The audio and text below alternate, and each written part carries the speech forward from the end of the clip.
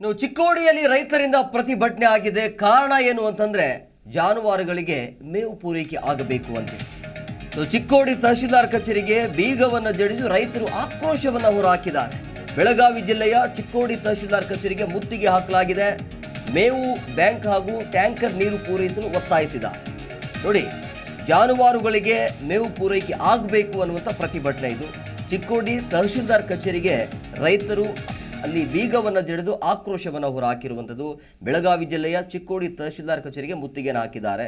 ಚಿಕ್ಕೋಡಿ ತಾಲೂಕಿನ ನಾಗರಮನ್ನವಳ್ಳಿ ಕಬ್ಬೂರ ಹೋಬಳಿಯಲ್ಲಿ ಭೀಕರ ಬರ ಇದೆ. ಸೊ ಹಾಗಾಗಿ 15ಕ್ಕೂ ಹೆಚ್ಚು ಗ್ರಾಮಗಳಲ್ಲಿ ಮೇವು ಬ್ಯಾಂಕ್ ಜೊತೆಗೆ ಟ್ಯಾಂಕರ್ ನೀರು ಪೂರೈಕೆ ಆಗಬೇಕು ಅನ್ನುವಂಥ ಒತ್ತಾಯ ರೈತ ಮುಖಂಡ ಚೂನಪ್ಪ ಪೂಜಾರಿಯವರ ನೇತೃತ್ವದಲ್ಲಿ ನಡೀತಾ ಇರುವಂಥ ಪ್ರತಿಭಟನೆ.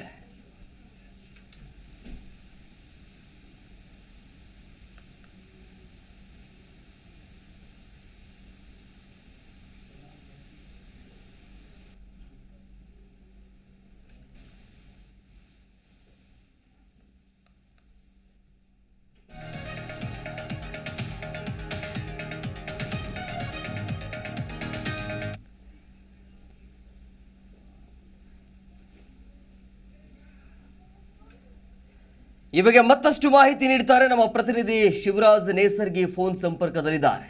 ಶಿವರಾಜ್, ಈಗ ರೈತರು ವಿಭಿನ್ನವಾಗಿ ಪ್ರತಿಭಟನೆಯನ್ನು ಮಾಡಿರುವಂಥದ್ದು, ಜಾನುವಾರುಗಳಿಗೆ ಮೇವು ಇಲ್ಲ ಅಂಥೇಳಿ ತಹಶೀಲ್ದಾರ್ ಕಚೇರಿಗೆ ಮುತ್ತಿಗೆಯನ್ನು ಹಾಕಿದ್ದಾರೆ, ಬೀಗವನ್ನು ಜಡಿಯಲಾಗಿದೆ. ಏನು ಹೇಳ್ತಿದ್ದಾರೆ ರೈತರು? ಎಸ್ ಎಂ ಕುಮಾರ್, ಪ್ರಮುಖವಾಗಿ ಏನು ಉತ್ತರ ಕರ್ನಾಟಕದಲ್ಲಿ ಭೀಕರ ಬರಗಾಲ ಸ್ಥಿತಿ ನಿರ್ಮಾಣವಾಗಿದ್ದು ಸದ್ಯ ಈಗ ಕುಡಿಯುವ ನೀರಿಗೂ ಕೂಡ ಹಾಹಾಕಾರ ಉಂಟಾಗಿದೆ.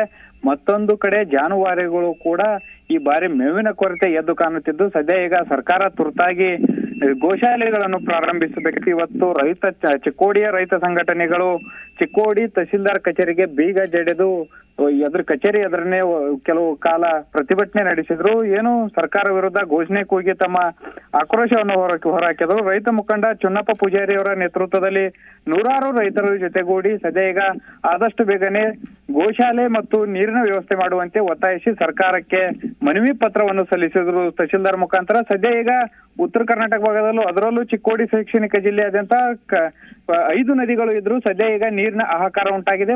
ತೀವ್ರವಾಗಿ ಮಳೆ ಕೊರತೆ ಹಿನ್ನೆಲೆಯಲ್ಲಿ ಸದ್ಯ ಈಗ ನೀರಿಗಾಗಿ ಜನರು ಮತ್ತು ಜಾನುವಾರುಗಳು ಪರದಾಡುವ ಸ್ಥಿತಿ ನಿರ್ಮಾಣವಾಗಿದ್ದು ಸರ್ಕಾರ ತುರ್ತಾಗಿ ಮಧ್ಯ ಪ್ರವೇಶಿಸಿ ರೈತರ ಹಿತ ಕಾಪಾಡುವಂತೆ ರೈತ ಸಂಘಟನೆಗಳು ಒತ್ತಾಯಿಸಿದ್ದು. ಒಂದು ವೇಳೆ ಏನಾದರೂ ಸರ್ಕಾರ ಇದರಲ್ಲೂ ತಾತ್ಸಾರ ಮಾಡಿದ್ರೆ ನಾವು ಮುಂಬರುವ ದಿನಗಳಲ್ಲಿ ಉಗ್ರವಾಗಿ ಹೋರಾಟ ಮಾಡುತ್ತೇವೆ ಅಂತ ರೈತ ಮುಖಂಡ ಚುನ್ನಪ್ಪ ಪೂಜಾರಿ ಅವರು ಸರ್ಕಾರಕ್ಕೆ ಎಚ್ಚರಿಕೆಯನ್ನು ನೀಡಿದ್ದಾರೆ. ಹೇಮಕುಮಾರ್ ಇಲ್ಲಿ. ಓಕೆ, ಥ್ಯಾಂಕ್ ಯು ಶಿವರಾಜ್ ನಿಮ್ಮೆಲ್ಲ ಡೀಟೇಲ್ಸ್ಗಾಗಿ.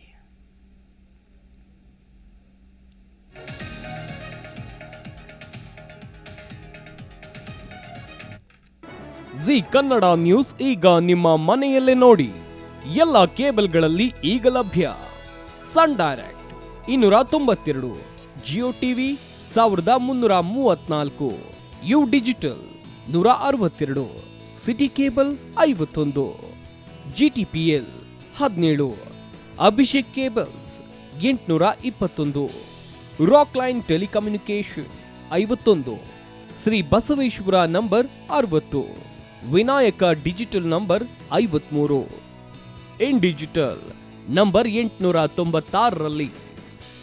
ನಿಮ್ಮಿಸ್ತದ ಜಿ ಕನ್ನಡ ನ್ಯೂಸ್ ನೋಡಿ ಆನಂದಿಸಿ.